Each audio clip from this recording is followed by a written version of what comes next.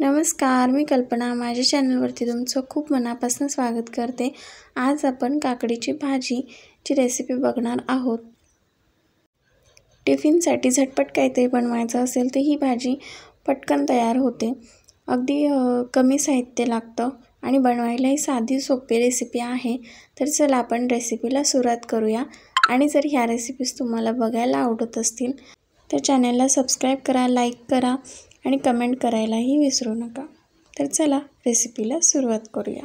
इथे 2 काकड्या कट करून घेतलेल्या आहेत। 2 काकड्या स्वच्छ धुवून घ्यायच्या, वरची साल काढायची आणि त्या अशा बारीक बारीक कट करून घ्यायच्या। जास्त बारीकही नाही करायच्या आणि जास्त मोठ्याही नाही करायच्या।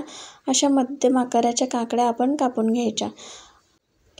काकडीमध्ये जे बी दिसतंय हे जर खूप मोठं असेल तर काढून टाकायचं, पण इथे खूप बारीक बारीक आहे त्यामुळे तसंच ठेवलं तरी चालते। तर ते गॅसवरती तेल गरम करण्यासाठी ठेवलेलं आहे। तेल गरम झालं की त्याच्यामध्ये थोडीशी मोहरी टाकायची।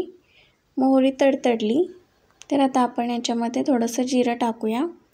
जिरं छान फुललं की ते लसणाच्या 4-5 पाकळ्या मी कट करून घेतलेल्या आहेत। तुम्ही कुटून टाकले आणि कट करून टाकले तरी चालतं। मध्यम आकाराचा एक कांदा कापून घेतला आणि तो याच्यामध्ये टाकलेला आहे।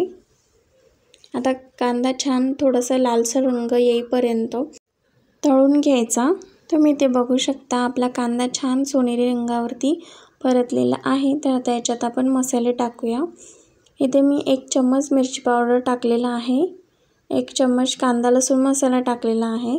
मसाले जे तुम्हाला आवडतात ते तुम्ही टाकू शकता। इथे मिरची पावडर आणि कांदा लसूण मसाला टाकला, थोडीशी हळद टाकलेली आहे। आता हे छान आपण तळून घेऊया।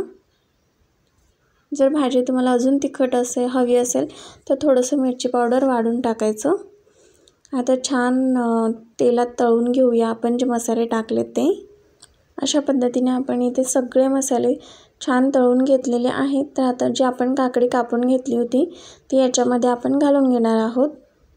आता ही पूर्ण काकडी आपण मसाल्यामध्ये मिक्स करायची। पद्धतीने पूर्ण काकडी आपली मिक्स करून घ्यायची। मीठ टाकायचं। आता मीठ पूर्ण मिक्स करून घेऊया।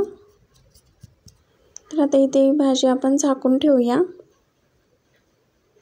आपण इथे 4 ते 5 मिनिटं ही भाजी कमी गॅसवरती झाकून ठेवली होती। तुम्ही बघू शकता इथे किती मस्त ह्या भाजीला तेल सुटलेलं आहे। तर हे आता आपण परत मिक्स करून घेऊया। भाजी शिजली आहे की नाही बघायची। भाजी जर शिजली नसेल तर परत एकदा आपण इथे झाकून ठेवलेलं आहे। तर इथे तुम्ही बघू शकता आपली भाजीला अजून मस्त तेल सुटलेलं आहे। आपण जरी झाकून ठेवलं तरी 2-3 मिनिटांनी आपण ते ओपन करून बघायचं आणि असं परतवून घ्यायचं।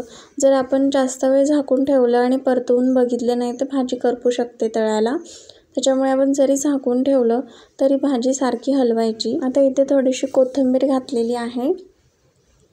तर तुम्ही बघू शकता आपण ह्या भाजीमध्ये पाण्याचा अजिबात वापर नाही केलेला, नुसती तेलाने झाकून ठेवून आपण ही शिजवून घेतलेली आहे। आता इथे आपली भाजी तयार झालेली आहे, छान पद्धतीने शिजलेली आहे। तर आता आपण गॅस बंद करूया।